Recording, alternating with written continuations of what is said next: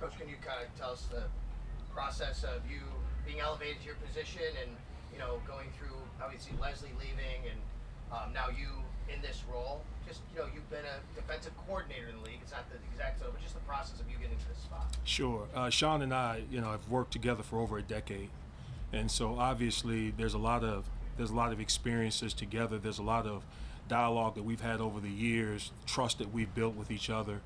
And at the end of the season, once we sat down and kind of talked about his new role and how I could best assist him, be a great resource for him, we talked about that, and we decided that was a move that we wanted to make, and I was excited to do it, very appreciative of it, the vote of confidence, and I'm looking forward to the added responsibility. How does that play itself out, like whether it's, in terms of getting through a practice and that sort of a thing? Where do you kind of jump in, kind of have his back in certain situations and assume his? Well, it's just kind of dictated by the situation as I need to. I have a great assistant with Marcus West, and so if Sean needs me to be an extra set of eyes for him or to bring clarity to a situation that we're working on, I'm there for him, and we just kind of let that kind of play out as practice goes. We're always kind of preparing for the season, different contingency plans, and just the best way of having a different set of eyes for him as we continue to work through practice and getting ready for live competition. Maybe obvious, how does the evaluation process change now that the pads come on, specifically certainly in the trenches of the defensive line? Well, it's tackle football. I mean, all the things that you do in the off season prepare you for this particular moment. It's the next step, it's the next phase, and seeing how we've improved, seeing how the off season has impacted what we're able to do, and then also the areas that we identified that we needed to improve.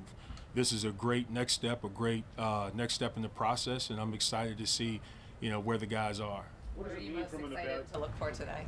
What are you most excited to evaluate today or look for? Just the returning players and some of the new players that we have, Leonard Puna, just some of those guys, just see how they've acclimated themselves within our system, and to see the development. Tim Settle has had, a tremendous camp. He had a tremendous off season. I'm really anxious to watch him, especially being year 2 in our system, watching him take that over. Some of us expected more pass rush out of Tim last year. Right. Whether we're fair or not, but what do you think about his ability to, or what does he need to do to be more impactful in the pass rush side of the game this year? Well, it comes down to, just the tenets of our system. Our system is a penetration system. We really depend on our front four to, first of all, collapse the pocket and squeeze the pocket, win our one-on-ones, and generate pressure with the absence of blitzes. Tim being year 1 in this system, some of the nuances, some of the details of how to rush from the nose tackle position, I think were a little bit new to him. No excuses. But now I see a lot more familiarity, a lot more comfort in the importance of collapsing the pocket, especially from that position, because you have the most direct access to the quarterback. Eric, how do you? I'm sorry, go ahead. What have you made of Puna so far, and particularly his play yesterday? You can see why he's had the impact that he's had as a pass rusher in some of the other stops in Seattle. He's got a great feel. He's got a great feel for countering inside where he feels pressure and knowing how to work opposite that. He's learning how to rush different protection types inside. Very, very smart, picks things up very fast, very quickly, and the retention and just understanding our scheme has been really a plus so far. Eric, how can you got guys, Epinesa and Basham, who are both second-round picks. Again, draft status doesn't mean everything, but how can you unlock those two guys to maybe give you more consistent pass rush than maybe they've shown for the first 3 and 2 years?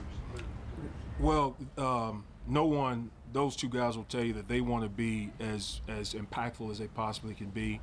There's some small details, some small awareness pieces, because when you come to this level, you're playing against typically an immovable object. You have to find a way to create separation, and sometimes that happens before the ball is even snapped. Sometimes that happens based on the situation. And we have to make sure that our angles are tight, that we are really exemplifying all of the rush fundamentals that we have to the absolute best of our ability, our high end, so that we can win our one-on-one. And they've done some nice things.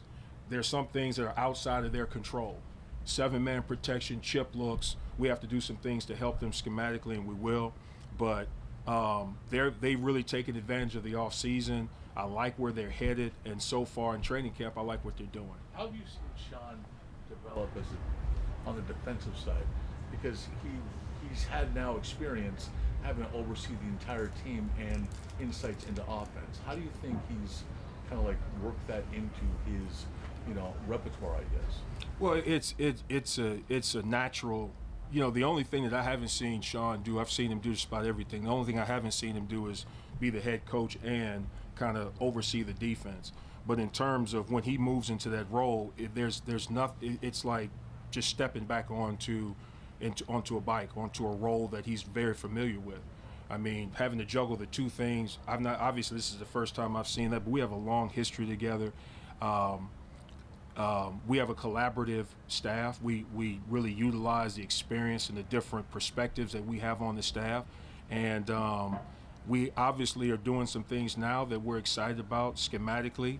And so it's really been something that I've already seen and experienced and witnessed with him, especially with the long history that we have together. Do you think the insights that he gains from being a head coach and having to deal with the offense and the game plan helps him? No, absolutely. All of a sudden now, when you're quality control checking the offense, and you're understanding how offenses attack certain defensive concepts, you can kind of go back and forth, and also you can stay on top of the way the league is trending in terms of offensive concepts. I mean, the league is constantly evolving, and as defensive coaches, we have to stay ahead of that.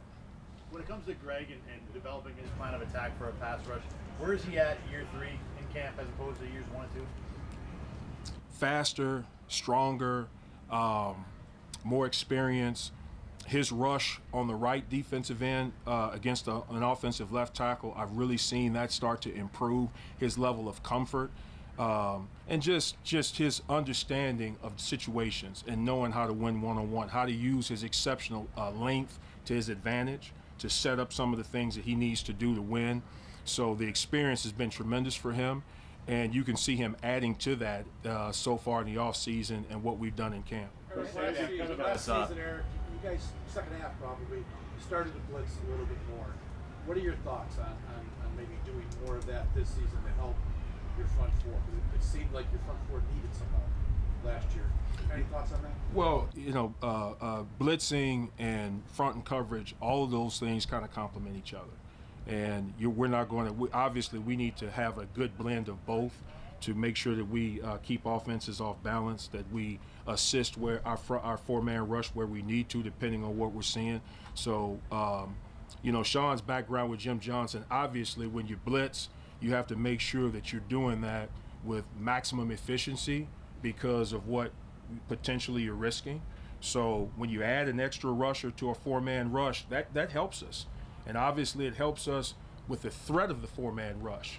It helps our 4-man rush with the threat of an extra blitzer. So I see those two things really complementing each other, and we'll continue to work to find the best blend of the two as we continue to go along. Because of your new role. Is so tall and long that at first glance, you might wonder, wow, how well does he hold up at the point of attack or setting the edge? But obviously his career, he's got a really good track record of being an all-around defensive end. Just kind of what allows him to be able to defend the run so well, even though he's, a tower. Well, it's fundamentals and mindset. I mean, Leonard is a very physical, aggressive player, very edgy player.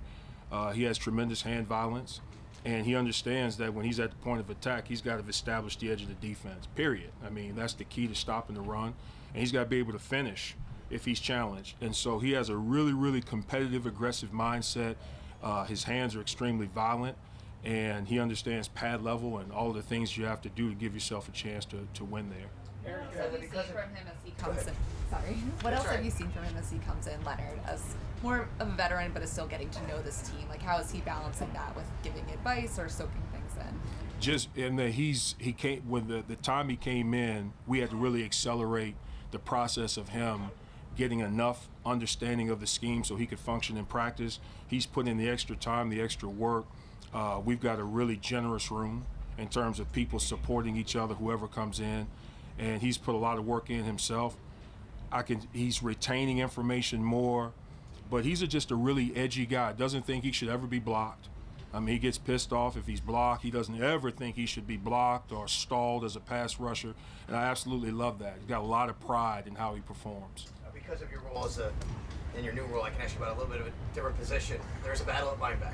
Mm-hmm. How cool is that for you and what you've seen kind of those guys going through that? And how does it fit with your perspective in the D-line? Run fits and things, like you can bring that to the table. It's not just what you see, the guys going to sideline to sideline. There's a lot of nuance in there that maybe you can provide of how well they're doing things. Without question. Yeah, we want to make teams one-dimensional. You can't give the exceptional quarterbacks that we'll see in this league the ability to run the football and to create play action off of that and to be in manageable down and distance situations for them.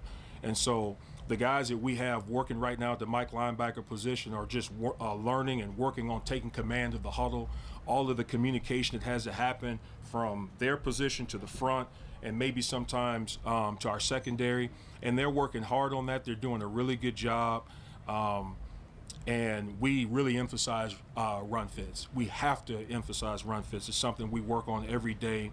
And so far, so good. They're doing a nice job. We got a really good competition going on there. Ed Oliver got his contract done. He's in his 5th year. Do you notice any difference in Ed, and has the expectations even changed for him now that the team has committed that? No, I want Ed to compete like he's trying to get the contract. I don't expect anything to change where he's concerned. I expect Ed to continue to grow. I talked about that in the offseason. Ed's the type of player that has to really dominate situations and little telltale signs that'll help him to play ahead of the play as opposed to playing with the flow of the play. He's got to separate himself. He's capable of doing that, and he's going to take his game to the next level primarily with just processing situations and really anticipating what he can do in terms of impacting the play the way we need him to. So is that off of what you said of almost like before the snap? Without question. I mean, he has to. Ed and just all of the guys that we have on defense. We have to. When the answers to the tests are being presented to us, we got to take advantage of that. And sometimes those things are going to be really, really obvious based on information that we've seen from the opponent or just things that are kind of built into a situation. We got to take advantage of that. We got to use it to gain a step and to create some separation. Eric, from just a human standpoint, what will it be like if and when DeMar puts the pads on, you see him out there doing that? It'll be a situation just for me personally that I'm thankful. I mean, that's the biggest thing the biggest way I can describe that. I'm just thankful that DeMar is to the point from a health standpoint, from emotionally, mentally, and from a confidence standpoint that he can go back out there and fully engage in professional football without any limitations, mental, physical, emotional, otherwise. I'm really thankful to see that come to fruition because I know how much that means to him. I know how much it means to our club. Is this really, it's the next step, and then you go to the preseason game and then making the roster. Just what do you think his biggest hurdle is right now, if any? Just as the time that I've spent around DeMar, I don't really see him having a hurdle per se. It feels like he is in a normal training camp situation where he's trying to take advantage of every single day to improve, to get himself ready to compete at the highest possible level. I don't perceive any mental blocks, if you will, as far as he's concerned, just what I've seen. Thank you. Thanks, Coach.